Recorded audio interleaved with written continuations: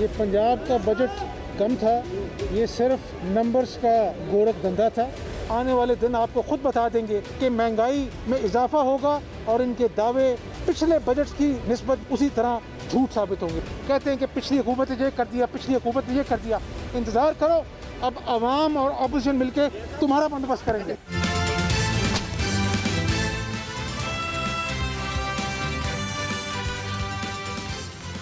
अस्सलाम वालेकुम and good evening. मैं हूं मेहर बुखारी। कौमी असेंबली में आज बजट पर बहस की शुरुआत हो गई। ऑपोजिशन लीडर शहबाज शरीफ ने बजट पर अपनी तकरीर के आगाज में ही बजट के दादोशुमार को जाली करार दे दिया। शहबाज शरीफ का कहना था कि अगर अवाम की जेब खाली है तो बजट के दादोशुमार जाली हैं। ऑपोजिशन लीडर की इस तंकीद पर हुकूमती बेंचेस ने शोर शराबा शुरू कर दिया। इस शोर शराबे पर स्पीकर असद कैसर ने ऑपोजिशन लीडर को खिताब से रोका और हुकूमत और ऑपोजिशन अरकान को तरीकाकार के मुताबिक कार्रवाई चलाने की हिदायत जारी की। नाज़रीन, वज़ीर ख़ज़ाना शौकत तरीन ने कहा था कि बजट में कोई नया टैक्स नहीं लगाया जाएगा, लेकिन लीगी रहनुमा शाहिद खाकान अब्बासी और चेयरमैन पाकिस्तान पीपल्स पार्टी बज़िद हैं इस बात पे कि हुकूमत ने नए टैक्सेस आयद किए हैं, महंगाई के सुनामी को दावत दी है।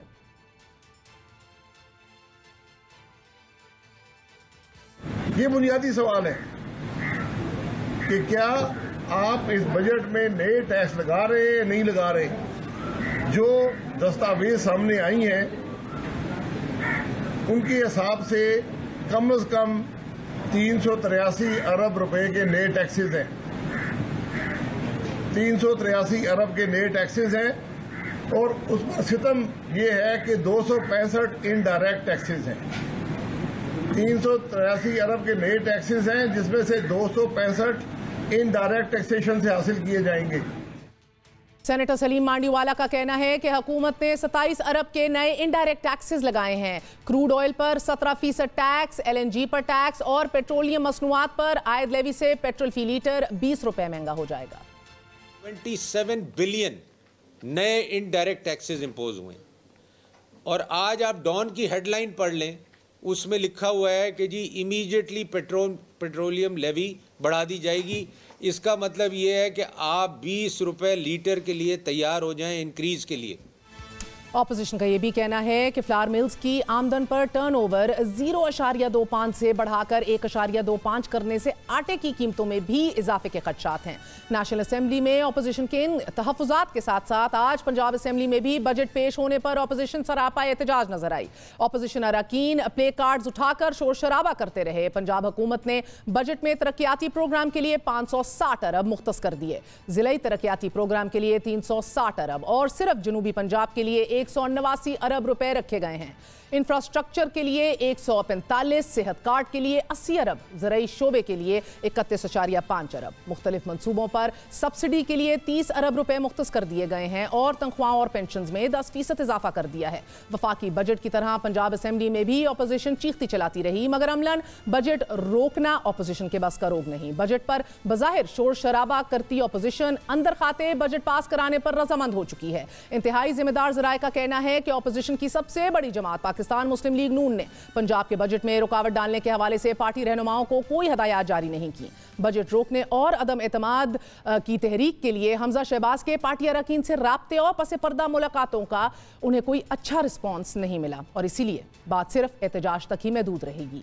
दूसरी तरफ तहरीक इंसाफ इत्तेहादी जमातों की हमायत से बजट पास कराने के लिए भी अपनी हिकमत अमली मुकम्मल कर चुकी है। वज़ीर आला की तरफ से दिए गए कल के अशाइये में पंजाब हुकूमत की इत्तेहादी काफ लीग, तरीन ग्रुप, हम ख्याल ग्रुप, नाराज लीगी और PP अरकान ने भी मुकम्मल हमायत का यकीन दिलाया। अरकान ने वज़ीर आला से मुतालबा किया कि हमारे हल्के के मसाइल हल होने चाहिए, हम आपके साथ खड़े रहेंगे। सेनेट इंतखाबात के बाद अब बजट पास कराने के हवाले से भी स्पीकर पंजाब असेंबली चौधरी परवेज इलाही खासे मुतहर्रिक दिखाई दे रहे हैं। उन्होंने जहांगीर तरीन ग्रुप और हम ख्याल ग्रुप से भी राब्ता किया और उन्हें बजट में हुकूमत की हमायत करने पर भी रजामंद कर लिया है।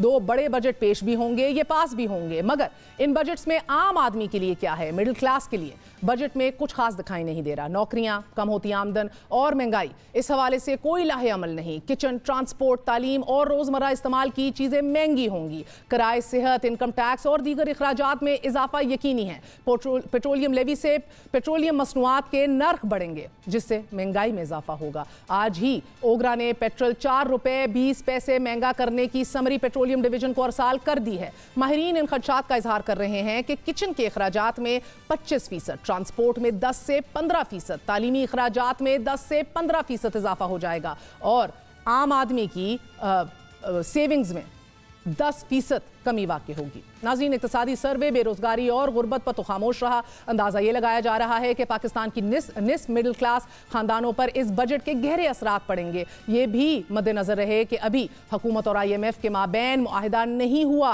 Things are not final yet. हुकूमत इस हवाले से अमरीका की मदद की ख्वाह है कि IMF से मुज़ाकरात में अफगानिस्तान में पाकिस्तान के किरदार को लेवरेज के तौर पर इस्तेमाल किया जाए और अगर ये मुआहिदा ना हुआ तो फिर इसके हमारी इकॉनमी पर क्या असरात मुरत्तब होंगे। आम आदमी एक बार फिर कुचला जाएगा। इसी वाले से आज बात करते हैं आम आदमी का किचन का खर्चा, transport, education, end of the day savings, कितना फर्क पड़ेगा। हमारे साथ फाइनेंस मिनिस्टर पंजाब हाशिम जवां बख्त मौजूद हैं। हाशिम साहब, अस्सलाम वालेकुम, thank you very much indeed for joining us. Sir, फरमाइएगा कि पंजाब 1.69 ट्रिलियन सीधा पंजाब को वफाक से मिल गया है फेडरल डिविजिबल पूल से NFC के तौर पर, और खुद रेवेन्यू सिर्फ 400 अरब जमा किया है पंजाब ने। So I mean honestly speaking, Punjab की 120 मिलियन की आबादी, यूरोप में तो ये 3 बड़े बड़े मुमालिक बराबर हो जाते हैं इसके, तो यही पोटेंशियल है हमारा रेवेन्यू कलेक्शन का।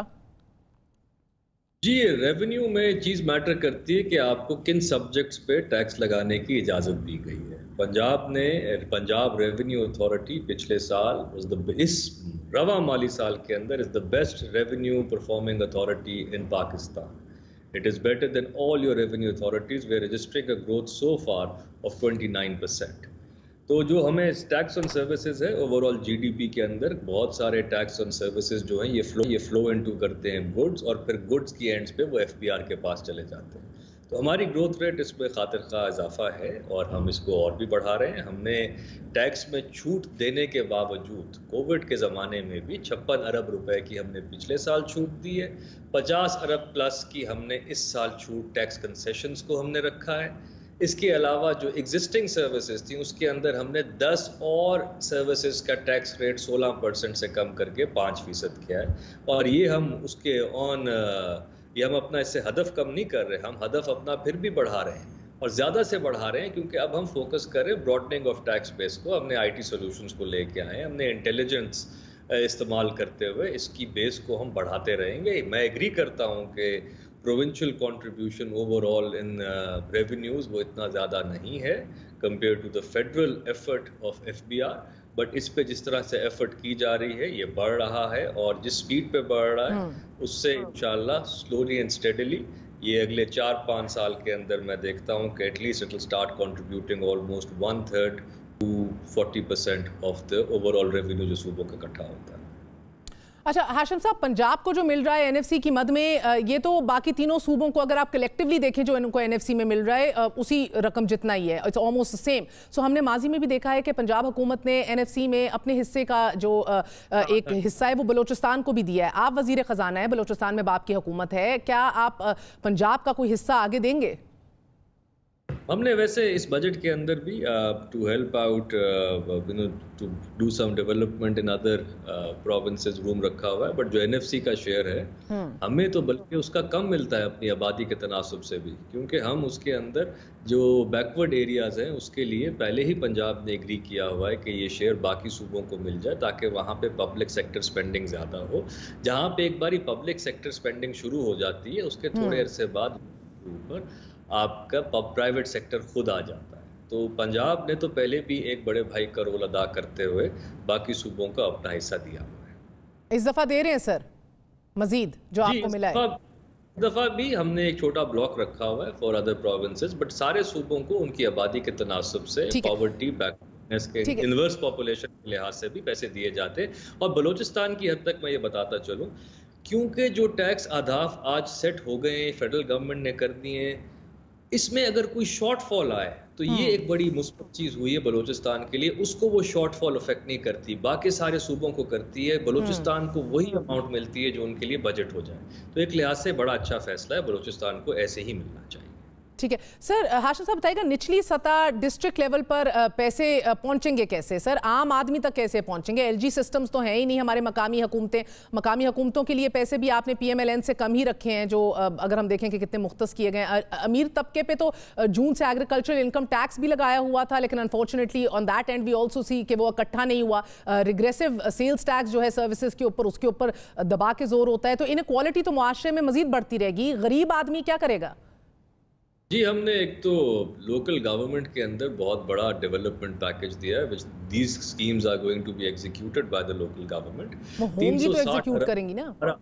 360 अरब का तो हमारा डिस्ट्रिक्ट डेवलपमेंट पैकेज है।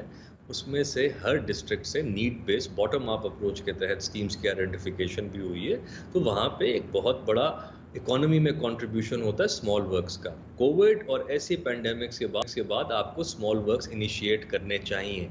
इसका एक लार्ज हिस्सा जो है वो लोकल कम्युनिटी पार्टिसिपेशन, छोटे लोग, वहाँ पे छोटे कॉन्ट्रैक्टर्स होते हैं, बिजनेसेस होती हैं जो इससे मुस्तफीद होती हैं। तो हाँ, हमारा एक लार्ज पब्लिक वर्क्स का प्रोग्राम शुरू हो चुका है। इसके अलावा इस साल हमने इलेक्शन जो कराने, मैं फुली एग्री करते हैं from the prime minister all the way down to everybody कि थर्ड टियर ऑफ गवर्नमेंट बहुत जरूरी है, but empowered third tier. I agree with you, but sir 2.25 साल आप लोगों के 140 की बात आप लोग सिंध पे लागू करने की बात करते हैं, अपना हाल जो है वो बेहाल है सर पंजाब के अंदर। इस साल बजट में इस साल इलेक्शन मुतवक्के है। जैसे ही अपना टेन्योर कंप्लीट करते हैं, आपको पता है उनको बहाल कर दिया गया था, तो as soon as this is done we will be going for elections in local government. अच्छा, और सर ये फरमाइएगा कि आप बजट में कहा कि जनूबी पंजाब के लिए फंड्स मुख्तस किए गए हैं और इसी इलाके में तो लगेंगे भी, मगर वजीर आजम के हाथों सेक्रेटेरिएट का संग बुनियाद भी रखा गया। प्रोजेक्ट के लिए 4 अरब रुपए मुख्तस हो गए, महीना गुजर गया है, माह गुजरना है, इसके बावजूद रकम को इस्तेमाल में नहीं लाया गया। तो आपका अपना ताल्लुक भी जनूबी पंजाब से है, तो आपने नारा लगाया था कि लाहौर की गुलामी से निकल जाएंगे। अब पीटीआई हुकूमत ने जनूबी पंजाब सेक्रेटेरिएट में तैनात जो हैं वो 7 महकमों के सेक्रेटरियों को भी वापस बुला लिया है। ये कैसी गुलामी से निजात है सर? मैं आपको बताता हूँ, 3 बुनियादी ज़रूरियात है वहाँ की। एक है डेवलपमेंट की। डेवलपमेंट में अगर आपने आज की बजट की तकरीर सुनी हो, उसके अंदर हम किताब ही अलग कर दी।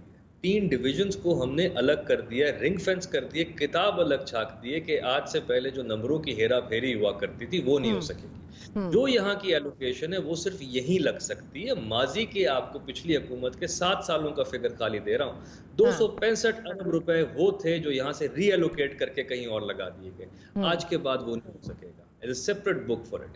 दूसरी चीज जो आपने सेक्रेटेरिएट का जिक्र किया, उसमें डिटेल्ड रूल्स ऑफ बिजनेस, वो प्राइम सीएम साहब ने मेरे पास ही एक मिनिस्टीरियल कमेटी बनाई हुई है, वो इंशाल्लाह हम 15 दिन में डिटेल्ड रूल्स ऑफ बिजनेस उसके अनाउंस कर देंगे, जिसके बाद वो सेटअप फुली तरीके से एम्पावर हो जाएगा। हमने अभी भी वहाँ पे सेक्रेटेरिएट बनने में तो टाइम लगेगा, बिल्डिंग्स को बनने में, मगर किराए की बिल्डिंग्स हो या हुकूमत की और बिल्डिंग्स हो, वो हमने ऑक्यूपाई करना वहाँ पे शुरू कर दी है। और मुझे पूरा यकीन है कि with in the next 6-8 months, थोड़ा टाइम तो लगेगा इस ट्रांजिशन में, वहाँ का ना कोई साइल और ना कोई सरकारी अफसर को यहाँ आने की जरूरत होगी अपनी छुट्टी मंजूर कराने की। हाशिम साहब, एक और बात बताइएगा, यकीनन आपके पास मुलाजिम होगा, कोई ड्राइवर होगा, बावर्ची होगा, लोग घर में काम करते होंगे, सैलरीड क्लास, आपके बड़ी बिजनेस खानदान से ताल्लुक रखते हैं, सैलरीड क्लास भी बड़े लोग होंगे आपके पास, राइट? Am I correct? आप सवाल पूछें। जी, सवाल इसी सैलरीड क्लास के लिए। सर सैलरीड क्लास एक बड़ा थ्राइविंग मिडिल क्लास जो है, एक उसके लिए इस बजट के अंदर क्या रखा है सर? बिकॉज हम जो देख रहे हैं, जो पॉलिसी एक्शंस हैं बजट के, उससे किचन के अखराजात। बहुत अच्छी आपने बात की। 3-4 चीजें हैं। एक तो आप इन्फ्लेशन को कंट्रोल करेंगे अपनी प्रोडक्शन बढ़ा के, एग्रीकल्चर प्रोडक्शन बढ़ा के, उसके अंदर 4 गुना ज्यादा इन्वेस्ट किया जा रहा है एग्रीकल्चर सेक्टर के अंदर, ताकि प्रोडक्शन बढ़े। आपने इस साल भी हमारी चावल, गंदम और कमाद की फसल ने सब्सटैंशियल इंप्रूवमेंट दी है। जब आप अपनी प्रोडक्शन को बेहतर करेंगे तो आपके पास एक ज़्यादा सप्लाई आएगी। ग्लोबली भी इन्फ्लेशन की कीमतें खानों की प्रोडक्ट की बहुत ज़्यादा बढ़ी हैं। पंजाब ने पिछले साल भी, आप हमारा कंपैरिजन ले लें, जो पंजाब में आटे का बैग बिका है वर्सेस जो आटे का 20 किलो का बैग सिंध में बिका है, उसमें बहुत ज़्यादा फ़र्क है। हमने 80 अरब रुपए की सब्सिडी दे के इसको 860 रुपए पर रखा है। चलें 5-10 रुपए ऊपर भी रख लें, बट पंजाब में हमें 900 रुपए से ऊपर बिकने की कहीं शिकायत नहीं आई। जबकि कीमत गंदम की 1400 से 1800 रुपए पे सपोर्ट राइज कर दी। तो पंजाब इस तरह अपनी सब्सिडी दे के अपने पब्लिक एक्सचेकर के थ्रू इसको मेंटेन कर रहा है। दूसरी चीज़, मॉडल बाजार बनाए गए थे इस बजट के अंदर। हमने सोचा है 380 मॉडल बाजार है पूरे पंजाब के अंदर। एक पूरी मॉडल बाजार अथॉरिटी है जिसमें हम फार्म टू मार्केट जो वेरियस लेयर्स हैं उनको खत्म करें ताकि लोग यहाँ आके बेचे। हुकूमत इसकी सेट प्राइसिंग करेगी। हाशिम साहब, कथा कलामी माँ, अब बात मुकम्मल। जी जी जी जी, कह लीजिए। आप कह रहे हैं आम आदमी के लिए तो अशिया खुर्दनोश, उसके अलावा आपकी हेल्थ सर्विसेज। हम इस साल पूरे पंजाब को free health care, health universal health insurance card देने। इसके तहत 10 lakh, almost somewhere close to 10 lakh रुपए का, खुदा ना खास्ता अगर फैमिली में कोई हेल्थ का शौक आता है तो वो अब्जॉर्ब करने के लिए उनके पास अवेलेबल होगा। सरकारी अस्पतालों के अलावा एम्पैनल्ड हॉस्पिटल्स में भी वो जा सकेंगे। और हाशिम साहब, मेरा सवाल आपसे इसलिए था बिकॉज दो एक्सट्रीम्स को केटर किया जा रहा है, या तो कॉर्पोरेट सेक्टर को, and I have interviewed so many heads, CEO, सब बड़े खुश हैं, कह रहे हैं बेहतरी आ रही है, हमें दिखाई दे रही है। इवन स्टॉक एक्सचेंज के अंदर देखें, मार्केट के अंदर एक अच्छा परसेप्शन है। या तो एहसास प्रोग्राम के तहत बिल्कुल निचली सतह तक। सर, सैलरीड क्लास की मैं बात इसलिए कर रही हूँ, आपको आज हमजा शहबाज ने भी चैलेंज किया है कि 20,000 रुपए माहाना जिसकी तनख्वाह है उसका बजट बना दें। सर, तेल पे 17%, चीनी, गंदम यहाँ कम भी हो रही है, हमारी आबादी भी बढ़ रही है, इंपोर्ट भी हमें करना है, नौजवानों को रोजगार कैसे देना है ये भी अभी तक इट्स स्टिल अपन देयर। इन हालात में तो फिजिकल डेफिसिट भी बढ़ता चला जाएगा। वफाकी हुकूमत जो है सर इस हवाले से खुद एडमिट कर चुकी है कि हमारा जो फिजिकल डेफिसिट है वो मजीद ट्रिलियंस के अंदर चला जाएगा। End of course that means कि हमें उतनी ट्रिलियंस वापस 4 ट्रिलियन तक पहुंच जाएगा। मींस 4 ट्रिलियन का कर्ज आपको मजीद फिर लेना पड़ेगा। It's a vicious cycle. 20,000 में बजट बना दें, हमजा शहबाज कहते हैं। चले उनसे बता दें, जब 13,000 थी तो उनका बजट कैसे बढ़ा। This is a minimum wage scale जो आप सेट करते हैं। आपने प्राइवेट सेक्टर को भी कहा है कि जी अब इकोनॉमी बेहतर हो रही है, आप भी मेहरबानी करके जो अपने पास मिनिमम वेज पे भी डेली वेज रखना चाहते हैं तो उनको 7,500 17,500 की जगह 20,000 रुपया ने ये फिक्स कर दिए। इससे ऊपर ही देना पड़ेगा। ये लोअर है, इससे ये नहीं कहा जा रहा कि ये सीलिंग है, ये फ्लोर है जो हुकूमत ने तय किया। फ्लोर को बढ़ाया और फ्लोर को सब्सटेंशियली बढ़ाया गया है। इम्पैक्ट ये है कि आपकी इकोनॉमी 4% प्लस पे ग्रो करेगी। मेरे ख्याल से इंशाल्लाह this will cross 4.5 even in this year. एक ग्रोथ की ट्रैजेक्टरी जो पहले आपने बात की कि जी सीईओज खुश हैं या आपका एहसास का प्रोग्राम, तो एक है आपका ट्रिकल डाउन इफेक्ट इकोनॉमी का, जिसमें आप ये फैसला करते हैं कि जनाब मैं अपने इंडस्ट्रियल बेस या मैन्युफैक्चरिंग बेस या सर्विस सेक्टर्स की जो टॉप लेयर्स हैं उनमें इन्वेस्ट करता जाऊं, एनवायरनमेंट को बेहतर करता जाऊं और उसकी ट्रिकल डाउन, ज्यादा लोगों को रखेंगे, ज्यादा हायरिंग करेंगे, बेहतर तनख्वाहें देंगे और इंडस्ट्री ग्रो करेगी। दूसरा ये है आपने अब पहली बार इस हुकूमत ने एक बॉटम अप अप्रोच भी साथ साथ अटैच की है। उसमें मुराद ये है कि आप पाकिस्तान के 50 लाख लोगों को आइडेंटिफाई कर लें और उनको पूरी ह्यूमन लाइफ साइकिल के थ्रू उनकी सपोर्ट करते हुए उनको ग्रेजुएट कराएं इस पॉवर्टी से। ये फर्क है हमारी हुकूमत पिछली हुकूमत। बहुत बहुत शुक्रिया। वज़ीर ख़जाना हाशिम जमा बख्त हमारे साथ मौजूद थे। रेवोल्यूशनरी हेल्थ कार्ड मुतारिफ करवा चुके हैं। बात कर रहे हैं बॉटम अप अप्रोच की पंजाब के अंदर भी। बट बहरहाल ये खबरें भी आ रही हैं कि हुकूमत 10 अरब के टैक्सेस सैलरी क्लास के ऊपर छुपे हुए भी आयद कर रही है वफाकी सतह के ऊपर, और मेडिकल ट्रीटमेंट, दीगर अलाउंसेज, उनकी सेविंग्स के ऊपर, प्रोविडेंट पेंशन फंड्स के ऊपर। नाज़रीन, बहरहाल एक मिडिल क्लास के लिए, एक सैलरीड पर्सन के लिए हालात अभी भी गंभीर हैं। बेहतरी की जानिब देखेंगे जाते हैं कि नहीं, लेकिन बजट इजलास में ऐवान सूबाई हो या वफाकी, मंजर बड़ा दिलखराश था। आज भी हमने देखा, ओवर द वीकेंड भी देखा, शोर शराबा, हुल्लड़बाजी, नारेबाजी में मुकद्दस ऐवान मछली मंडी का रूप धारे रहे और ना किसी में सुनने की सकत थी, ना किसी में कुछ कहने की हिम्मत थी। ये इन ऐवानों का हाल है कि जिनमें इस मुल्क के सबसे ज्यादा सो कॉल्ड पढ़े लिखे और बावकार लोग पहुंचते हैं। प्रेस कॉन्फ्रेंसेस में देखें, मीडिया टॉक्स में सुने, अल्फाज में बदतहजीबी, बदतमीज़ी गालिब दिखाई दे रही है। आज एहसन इकबाल साहब भी फरमा रहे थे कि वज़ीर आज़म हिटलर के शागिर्द दिखाई दे रहे हैं, मुल्क में 1 पार्टी सिस्टम लाना चाहते हैं, सिलेक्टेड किला के 10% के साब के, बिल्लो रानी की चीखें छेड़ें, कहाँ गई तहजीब, कहाँ गई बर्दाश्त, टेलीविज़न टॉक शोज़ में मुख्तलिफ राय सुनने का हौसला नहीं है, मुखालिफत पर ज़ाती हमले हो जाते हैं, अपने ही कॉलीग्स के गले चढ़ जाते हैं लोग। ये तर्ज अवामी नुमाइंदों को ज़ेब नहीं देता। इसी वाले से हम बात करेंगे। हमारे साथ फिरदौस आशिक अवान साहिबा मौजूद हैं। फिरदौस साहिबा अस्सलाम वालेकुम, बहुत बहुत शुक्रिया। Firdous Bibi, this is no hidden secret, मैं on the record off the record हमेशा आपकी तारीफ करती हूँ। एक मर्दों के मुआशरे के अंदर, एक पेट्रियार्कल सोसाइटी के अंदर टू होल्ड योर ओन बड़ी गट्स चाहिए और आप you really do hold your own. मगर बीबी सवाल ये है कि आपके चांटे की बात करें, आपके कॉलीग पीटीआई के एमएनए दीगर खवातीन को बिल्लो रानी की आवाज़ें कस रहे हैं। ऐवान के अंदर बैठ के आज शहबाज शरीफ साहब को नारेबाजी और उनको आवाज़ें कस रहे थे। आपने हिज़्ब इख्तिलाफ को बात करने नहीं दी। ये किस तरह का मुआशरा जो है आप तरजीह देना चाह रहे हैं? बिस्मिल्लाहिर्रहमानिर्रहीम। मैं सबसे पहली बात तो ये है कि आपने सच बोला, लेकिन अधूरा सच बोला है। पूरा सच बोलें और पूरे सच के साथ जुड़ी जो हकीकतें हैं उनको दोनों तरफ, यानी एक आंख हुकूमत वाली खोल के और अपोजिशन वाली बंद करके ना देखें, खुली आंखों के साथ दोनों के किरदार का जायज़ा लें।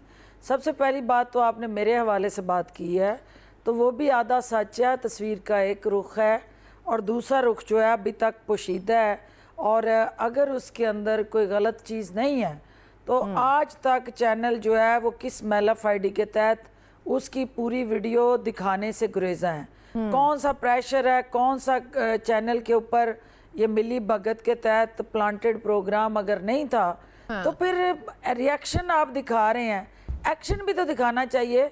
मेरा हक नहीं है कि जिस बेस पे मैंने रिएक्ट किया मैं तो इसलिए उसको एक्शन को भी दिखाया जाए। फिरदौस साहिबा, मैं यकीन माने इस बात हूँ कि अगर कोई बदतमीजी करे और वो भी आदमी करे, इटसेल्फ एक जी जी मैं आप बिल्कुल ठीक कह रही हैं। अब आ जाए आप इस पे उस बजट इजलास में। मैं बिल्कुल आ जाती हूं। बजट जो है आप इंडिकेट कर रही हैं, अपोजिशन का जो लीडर का आज का खिताब है और हुकूमत का उधर ना सुनना उस बजट स्पीच को, लेकिन मैं आपको दूसरी तरफ पंजाब में लाना चाहती हूँ कि उसी अपोजिशन के सामने जब पंजाब का 3 साल के बाद पहली दफ़ा सरप्लस बजट 560 अरब रुपए का पेश किया जाता है, तो वही अपोजिशन जहाज़ बनाती है उस बजट की कॉपीज़ के, फाड़ती है उसको, इस तरह के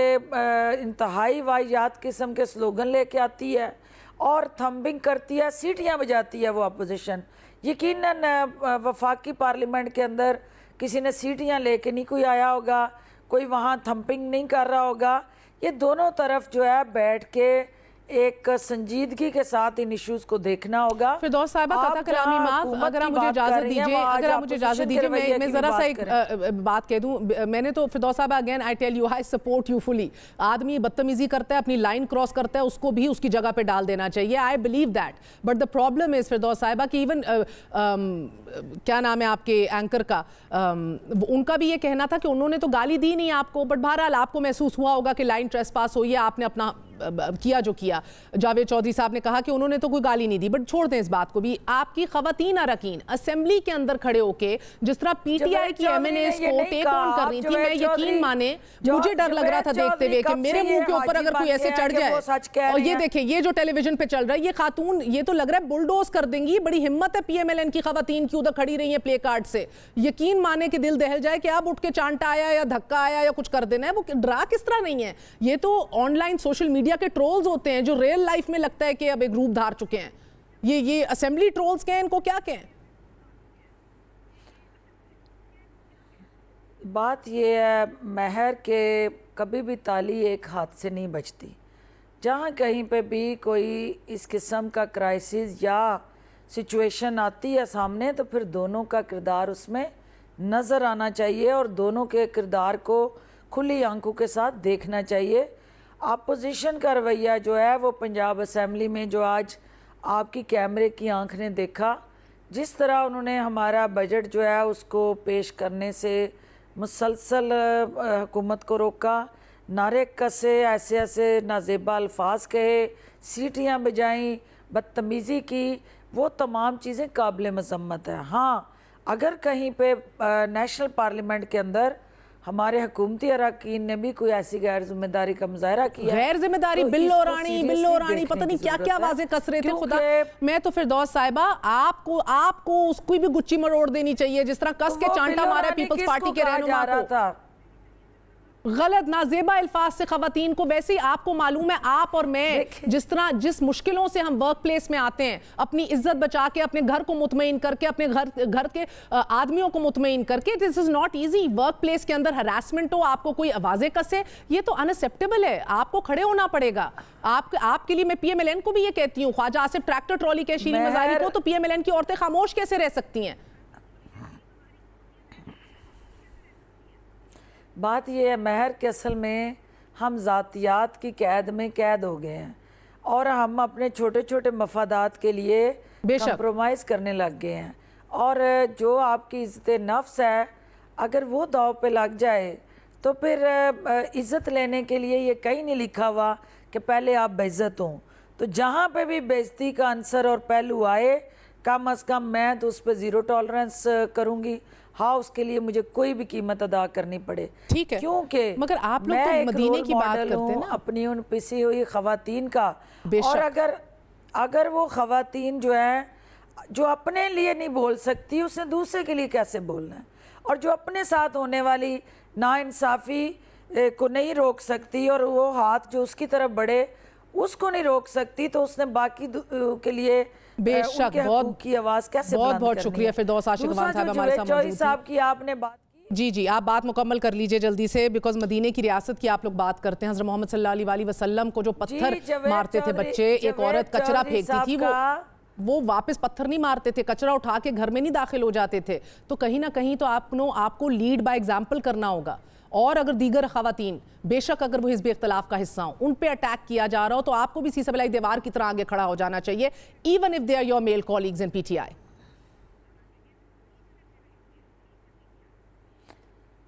बिल्कुल आप ठीक कह रही हैं, लेकिन ये आइडियल कंड्यूसिव एनवायरनमेंट जिसका आप ख्वाब देख रही हैं, मैं चाहूँगी कि अल्लाह करे कि वो हकीकत का रूप धारे, लेकिन उसके लिए मैं सच बोलना होगा।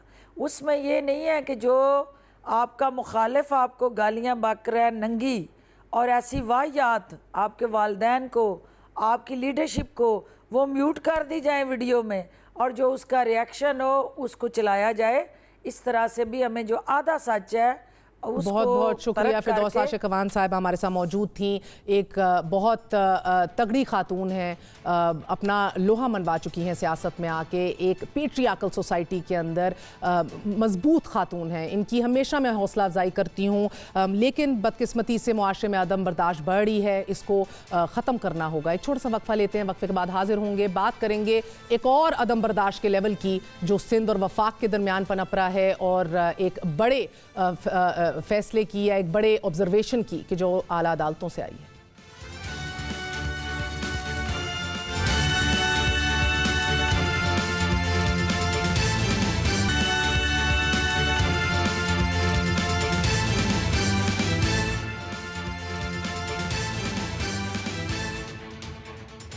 आज सुप्रीम कोर्ट के 3 रुकनी बेंच ने शाहराह फैसल पर नस्ला टावर तजावुजात केस की समाअत की। जस्टिस सिराजुल एहसन ने कहा कि आप लोगों ने सर्विस रोड पर बिल्डिंग तामीर कर दी। बिल्डर के वकील ने कहा कि पुल की तामीर के वक्त सड़क का साइज कम किया गया था। चीफ जस्टिस गुलजार अहमद ने कहा कि शाहराह फैसल का साइज कभी कम नहीं हुआ। चीफ जस्टिस ने बरहमी का इजहार करते हुए कहा कि सिंध हुकूमत के पास एक ही मंसूबा है, बद से बदतर बनाओ। पार्लिमानी तर्ज हुकूमत का कुछ मतलब होता है, जब आप नाला साफ नहीं करा सकते तो सूबा कैसे चलाएंगे। साल पहले नाला साफ करने का हुक्म दिया, रोजाना नए नए बहाने करते हैं। स्कूल की जगह पर होटल चल रहा है, पढ़ने की जगह पर गधे घोड़े बंधे हुए हैं, पानी की एक बूंद नहीं मिलती लोगों को। पूरे मुल्क में तरक्की हो रही है सिवाय सिंध के। आला अदालत ने औरंगी और गुजर नालों की चौड़ाई पर काम शुरू करने का हुक्म देते हुए रिमार्क्स दिए कि ये सारे चाइना कटिंग है और जिसकी दस्तावेजात जाली हैं। तजावुजात हर हाल में खत्म करना होंगी। आज सुप्रीम कोर्ट कराची रजिस्ट्री के बाहर मुजाहिरीन की बड़ी तादाद जमा थी। मुतासिरीन में औरंगी टाउन और गुजर नाला के मुतासिरीन शामिल थे और सरापा एहतजाज थे। चोर चोर सिंध हुकूमत चोर के नारे लगा रहे थे।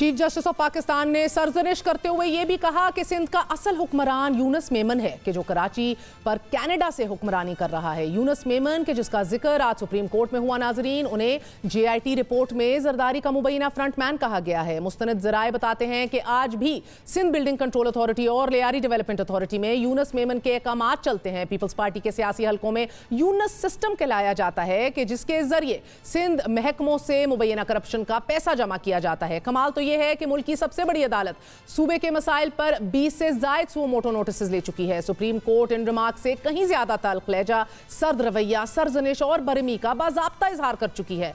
20 जून 2019 को सुप्रीम कोर्ट में सक्खर प्रेस क्लब मसमार करने के खिलाफ केस की समाअत हुई। जस्टिस गुलजार अहमद ने रिमार्क्स दिए कि सिंध हर लिहाज से करप्ट तरीन सूबा है कि जिसका हर महकमा, हर शोबा ही करप्ट है। इन तमाम तर सुओ मोटो नोटिस के बावजूद कराची में लगे कदावर बिलबोर्ड्स, नालों पर बने गैर कानूनी तजावुजात, पानी की फरामी, कचरे के ढेर और लापता अफराद पर आला अदालत के फैसले लाकानूनियत की इस दश्त के खाक चाट रहे हैं। आज भी मुल्क की आला अदालत मंजूर काका, अवैस मंजूर टप्पी, खादिम चन्ना, मुस्तफ़ा मेमन और निसार मोराई के खुरे तलाश कर रही है। करप्शन की इन्हीं गजब दास्तानों को लेकर सिंध और वफाक में भी एक सर्द जंग जारी है। वफाक का एतराज है कि वो तरक्याती बजट सिंध पर खर्च करेंगे जरूर, मगर पैसा सिंध हुकूमत के हाथ में नहीं देंगे। फवाद चौधरी ने कहा है कि सिंध को 1600 से 1800 अरब रुपए NFC की मद में दिए जा चुके हैं और गुज़िश्ता 3 साल में सब कुछ मिल चुका है, मगर पैसा घोटकी और लाड़काना पर खर्च होने की बजाय दुबई, पेरिस और लंदन चला जाता है। सिंध इतना बड़ा सूबा है, अपनी पुलिस नहीं बना सका। वजीर आला भी एक रबड़ स्टैंप वजीर आला है। सिंध को गुज़िश्ता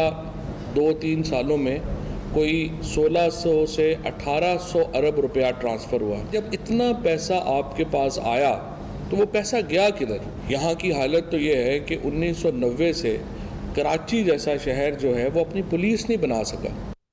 जवाब में वजीर आला सिंध मुराद अली शाह ने धमाकेदार प्रेस कॉन्फ्रेंस की आज और कहा कि तहरीक इंसाफ नाला पार्टी है, नाले में ही बह जाएगी। ये क्या है भाई, कहीं नाले नहीं बनाए, ये नाले सिर्फ नालों में बह जाएंगे। ये मैं आपको लिख के दे रहा हूं। मुल्क की आला अदालत सूबे की कारकर्दगी से मुतमईन नहीं। मामला तरक्याती कामों का है तो सुप्रीम कोर्ट कह चुकी कि एक ढेले का काम नहीं हुआ सिंध में, और वफाक सिंध हुकूमत पर एतबार करने को तैयार नहीं। सो सिंध हुकूमत अब अवाम को, अदालत को, वफाक को कैसे राजी करेगी? बात करते हैं इसी हवाले से। हमारे साथ अनवर सयाल साहब मौजूद हैं, वफाकी वजीर हैं सिंध के। बहुत बहुत शुक्रिया सयाल साहब। कल तक फवाद चौधरी से सवाल उठा रहे थे, आज तो आपको बाकायदा तौर पर सुप्रीम कोर्ट ने भी चार्जशीट कर दिया है कि आपका सूबा जो है वो कनाडा से चल रहा है। चीफ एग्जीक्यूटिव की हैसियत से डेफिनेटली ये सूबा, कोई भी सूबा हो, वो उसके चीफ मिनिस्टर चलाते हैं। और फवाद चौधरी साहब के इस जवाब पे तो मैं कमेंट्स ये पास कर सकता हूँ कि वो पॉलिटिकल बंदा है, उस पर कमेंट्स दे सकता हूँ कि उन्होंने जिस तरीके से दूसरे सूबों का, KP का हशर क्या किया है या पंजाब का हशर क्या किया है, सिंध उनको हजम नहीं हो रही कि सिंध आज भी परफॉर्मेंस के हवाले से दूसरे सूबों से बेहतर परफॉर्म कर रहा है। इसलिए PTI नाल हुकूमत को जो है वो सिंध बिल्कुल उनको तकलीफ दे रही होगी, क्योंकि वो दूसरों सूबों के मुकाबले में सिंध तरक्की कर रहा है। और दूसरा, कहीं से भी कनाडा, ये सारे ऑनरेबल सुप्रीम कोर्ट के हवाले से मैं सिर्फ ये रिक्वेस्ट कर सकता हूँ कि कहीं भी ऐसी सूरत हाल नहीं है। अब अगर कनाडा से कोई चीज चल रही है तो ये वो मिनिस्टर यहाँ पे खुद चला रहा है। मिनिस्टर ने कभी ऐसी बात नहीं की, और ये सबको पता है कि एक आईनी हैसियत जो है मिनिस्टर की है या चीफ मिनिस्टर चला रहा है सूबा, ऐसी कोई बात नहीं है। अच्छा सुहेल साहब, ये बताइएगा कि देखिए ना, हिज़्ब इख्तलाफ कमेंट्री करे या रेटरिक, पॉलिटिकल रेटरिक को तो समझ आती है, गो कि वो भी डंके की चोट पे कह रहे हैं कि फंड्स में खुर्द बुर्द और फंड्स की से आप मोहल्लात बना लेते हैं। बट चले कतई नजर उससे, सर सुप्रीम कोर्ट ने यहाँ तक कह दिया है कि आप नाले साफ नहीं कर सकते, सूबे कैसे साफ करेंगे, कैसा चलाएंगे? आपकी अहलियत, शफाफियत पर बहुत बड़े सवाल लग गए हैं सर। ये आज कहा गया कि अदालत को पता हुकूमत कहाँ है, कौन जिम्मेदारी लेगा, जो पैसा देता है उसी का काम होता है, कितना ही गैर कानूनी काम ना हो, धंधा चल रहा है सिंध के अंदर। सर इस परसेप्शन, करप्शन की परसेप्शन से अब आप कैसे लड़ेंगे? मैं आपको एक रेफरेंस देता हूं कि PPP मूड पे दुनिया, वर्ल्ड बैंक जो है तस्लीम करती है कि एक इंडियन प्रोविंस का वो रेफरेंस देती है और दूसरा पाकिस्तान में से सिंध का। और वर्ल्ड बैंक जो है वो ट्रांसपेरेंसी, क्योंकि प्रोजेक्ट सारे वर्ल्ड बैंक खुद टेंडर करती है, हर चीज उनकी ट्रांसपेरेंसी इतनी अच्छी तो है कि वो वर्ल्ड बैंक इतने प्रोजेक्ट्स दे रही है। थर्कोल्स जो है सिंध की जो है बड़ी अचीवमेंट है, थर बदलेगा पाकिस्तान, ये सिंध में से ही हो रहा है। और डिफरेंट ऐसी कई प्रोजेक्ट्स हैं। आप इस हवाले से पीटीआई गवर्नमेंट फेडरल फंडेड जो है सिंध सबसे ज्यादा रेवेन्यू देता है, और उस रेवेन्यू के मुकाबले में हमें फेडरल फंडेड जो प्रोजेक्ट्स हैं वो आप खुद अंदाजा कर लें कि नेशनल हाईवे जो कम्युनिकेशन सेक्टर जो है वो रीढ़ की हड्डी रखता है, हैसियत रखता है, और उसमें भी यही हालत है कि हमें सिर्फ 3 से 4 स्कीमें दी गई हैं। दूसरे सबकों को फोकस किया जा रहा है। सिंध प्रोविंस के साथ पानी के हवाले से ज्यादती हो रही है कंटिन्यूसली। ट्रांसपेरेंसी तो देखें, हर जगह पे हम ओपन टेंडर हर चीज कर रहे हैं, लेकिन एक कोई सबूत आज तक किसी को ये नहीं मिला। हमसे ज्यादा, हम ये नहीं कहते कि हम बिल्कुल परफेक्ट हैं, लेकिन हमसे ज्यादा कंप्लेंट्स जो हैं वो दूसरे सूबों में हो रही है, लेकिन वहां पे अनफॉर्चुनेटली किसी की नजर नहीं। सर, आप लोग अभी भी पीएसडीपी का रोना रो रहे हैं। माजरत के साथ आज चीफ मिनिस्टर ने कहा कि मुआशी कत्ल हो रहा है। सर, इधर तो आपकी बका का, आपकी परसेप्शन का कत्ल हो रहा है। अदालत ने कहा कि पूरा सूबा मेमन साहब चला रहे हैं, और एक लंबी फहरिस्त है। मंजूर काका की बात करूं, उवैस मुजफ्फर टप्पी की बात करूं, निसार मेमन हो, निसार मोराई हो, ये सबके खुरे तलाशे जा रहे हैं। आज भी क्या आज भी सिंध बिल्डिंग कंट्रोल अथॉरिटी और दीगर इदारों के ऊपर इतना तगड़ा कंट्रोल है यूनुस मेमन का, बाहर बैठ के भी? ऐसी कोई बात नहीं है कि वो लोग चला रहे हैं। नासिर शाह साहब लोकल गवर्नमेंट के मिनिस्टर हैं, तो Sindh building control authority according to constitution उन्हीं के लोकल गवर्नमेंट डिपार्टमेंट के अंडर में आती है, वो उनका डिपार्टमेंट है, तो वो खुद चला रहे हैं। नासिर शाह साहब इतने कमजोर नहीं, वो खुद इस डिपार्टमेंट को हैंडल करें, डील करें। आज वो इस बात का जवाब वो भी देंगे, लेकिन मैं भी इस बात की तसल्ली से आपको कंफर्म करता हूं कि ऐसी कोई बात नहीं है कि कोई बाहर से बैठ के इदारे चला रहा। ठीक है सर। सर, पानी के मसले के ऊपर आते हैं। ये पीएम सेक्रेटेरिएट में वजीर आजम की जेर सदारत तय हुआ था। बतौर वजीर आबपाशी आप खुद उधर मौजूद थे, मेरे पास ये नोटिफिकेशन सामने पड़ा हुआ है सर, और ये फैसला हुआ था कि सिंध, पंजाब और वापडा पर मुश्तमिल 3 रुकनी टेक्निकल टीम बनेगी, और अगर कुछ छुपाने को नहीं है सिंध के पास, तो फिर वापडा की टीम को सिंध ने गुद्दू के को इंस्पेक्ट करने से क्यों रोका, if you have nothing to hide? मेरी एक सिंपल रिक्वेस्ट है, हमारे सिंध के कंप्लेंट पे ये मीटिंग हुई, ठीक, कि सिंध को पानी नहीं मिल रहा। हमारा ये केस ही नहीं था कि बैराजेस से पानी चोरी हो रहा है। हमारा केस था कि वाटर अकॉर्ड के मुताबिक उस पर इम्प्लीमेंट नहीं हो रहा। वाटर अकॉर्ड के मुताबिक जो लिंक कैनाल्स हैं वो बंद नहीं हो रहे। वो मैं बुखारी साहब, वो किसी बैराज से नहीं है, वो ऊपर से डिस्ट्रीब्यूशन, इस्लामाबाद में बैठ के इरसा वाले उस पे डिस्ट्रीब्यूशन पे प्रॉब्लम कर रहे हैं। तो हमारा जो कंप्लेनेंट था उसका एड्रेस ही नहीं किया जा रहा। वो मुझसे हिसाब मांग रहे हैं गुड्डू के बाद का। मैं कह रहा हूं कि भाई सिंध की एंट्री पॉइंट गुड्डू है, गुड्डू पे पानी आप प्रॉपर जो हमारा शेयर है वो आप पहुंचा दें, उसके बाद आप मुझसे हिसाब मांगे ना।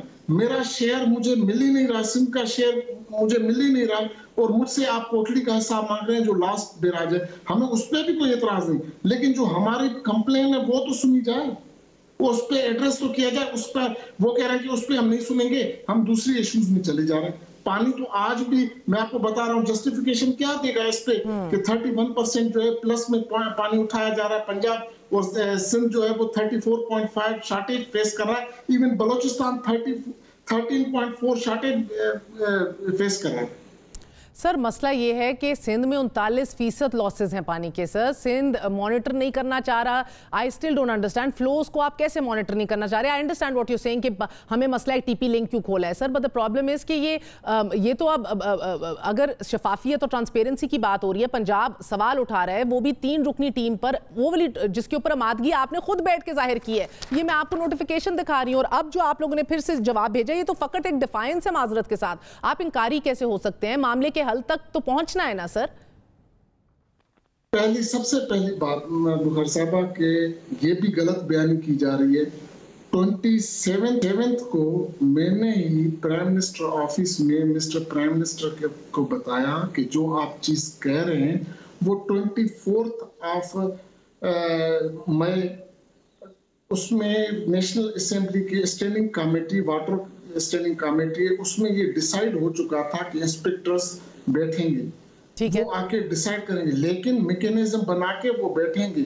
हमें उस पर तो एतराज ही नहीं है। हमें फेडरल गवर्नमेंट से जो एतराज है कि भाई हमने जो कंप्लेन की, हमने जो उस वहां पे प्राइम मिनिस्टर को जो हमने सिंध ने जो कंप्लेन की उसका क्या कर रहे हैं आप? वो हमारी कंप्लेंट सुन ही नहीं रहे। वो कह रहे हैं कि जो आपकी शिकायत है वो जाए भाड़ में, हम वो सुनते ही नहीं है। भाई एक सूबा शिकायत कर रहा है, अगर वो लीगल डिमांड करा है तो आप बैठ के वो भी सर लेट्स टॉक नंबर्स। ठीक है सर, प्रॉब्लम को डिमांड कर रहे हैं हम। सर यकम अप्रैल से कल तक मैं आपको फिगर्स बताती हूँ, if you want to talk about figures. यकम में से कल तक सिंध को 2.55 MAF मिला है कॉम्पेंसेशन के तहत फॉर दिस 39% लॉसेज जिसका हम जिक्र कर रहे हैं।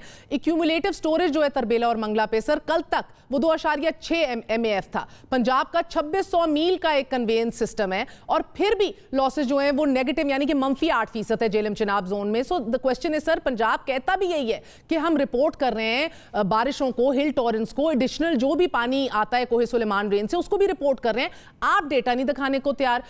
पंजाब का सारा डेटा ऑनलाइन है सर, आप अपनी तारीख अंदर क्लिक इन करें, आपको डेटा आ जाएगा उस दिन का। Why are you not committing to this? What do you have to lose और हाइड? देखिए, एक मैं सिंपल एक सवाल करता हूं। इनके लास्ट बैराजेस से जो पानी ये आउटफ्लोज जो छोड़ते हैं सिंध के लिए, पानी तो वही होगा ना, या पानी कहीं दूसरे कोई उसमें सोर्स तो नहीं है ना दरिया सिंध में? सोर्स वो लास्ट जो है इनका बैराज वो आता है, वो इनको हमें सोर्स करता है। हम ये कहते हैं कि भाई आप गुड्डू तक पानी पहुंचाएं, उसमें सिंध और बलूचिस्तान दोनों का शेयर जो है वो गुड्डू तक आना चाहिए। उसके बाद अगर कहीं पे कोई डिफरेंस है तो वो हम उसके अकाउंट पर कर सकते हैं। बहुत बहुत शुक्रिया सोहेल अनवर सियाल साहब हमारे साथ मौजूद थे। गुड्डू तक पानी पहले आएगा हमारा और फिर हम इंस्पेक्शन करने देंगे। इसको डिफाइंस कह लीजिए, जो नाम देना है दे दीजिए। बहरहाल miscommunication, lack of communication, lost in translation, budget पे भी वही हाल है, पानी के इशू पे भी वही हाल है। बदएतमादी और अदम बर्दाश्त जो है वो अरूज पे है। नाजरीन, एक और बात आपको बताते चलें कि गरीब रियासत का शहाना अंदाज जब भी ज़ेरे मौजू आया है, यू नो कि हमने अहले सियासत के खूब लगते लिए हैं। 50-50 गाड़ियों के प्रोटोकॉल, शाइयों में मनोसलवा की तस्वीरें, गुची के बैग, शनेल के इयरिंग्स, सब अखबारों की जीनत बने हैं। पिछले दिनों वज़ीर ख़ारजा शाह महमूद कुरैशी ने भी अपने हम मनसब से जब मुलाकात की तो साबका सुपर पावर के वज़ीर ख़ारजा जो हैं वो खुद छतरी उठाए आगे बढ़ रहे थे, जबकि हमारे वज़ीर ख़ारजा के साहिबान की जिम्मेदारी किसी और को सौंपी गई थी। और ऑफ कोर्स हमने तब भी सोशल मीडिया पर वज़ीर ख़ारजा के शहाना मिजाज का हिसाब भी चुकता किया। गुज़िश्ता रोज़ मौजूदा air chief marshal Zaheer Ahmed Babar का हेलीकॉप्टर उनके आबाई गांव में लैंड किया और उनके इस्तकबाल के लिए सुर्ख कालीन रेड कार्पेट बिछाया गया। एयर चीफ हेलीकॉप्टर से बाहर निकले और रेड कार्पेट पर चलते हुए अपनी गाड़ी की तरफ बढ़े। उनको ये प्रोटोकॉल उनकी वालदा की कब्र पर फातिहा करने के लिए दिया गया था। सो गरीब शहर का सालिम ख़ानदान, सियासी हो गैर सियासी हो, सब बादशाह सलामत हैं यहाँ। इजाज़त दीजिए। गुड नाइट, अल्लाह हाफ़िज़।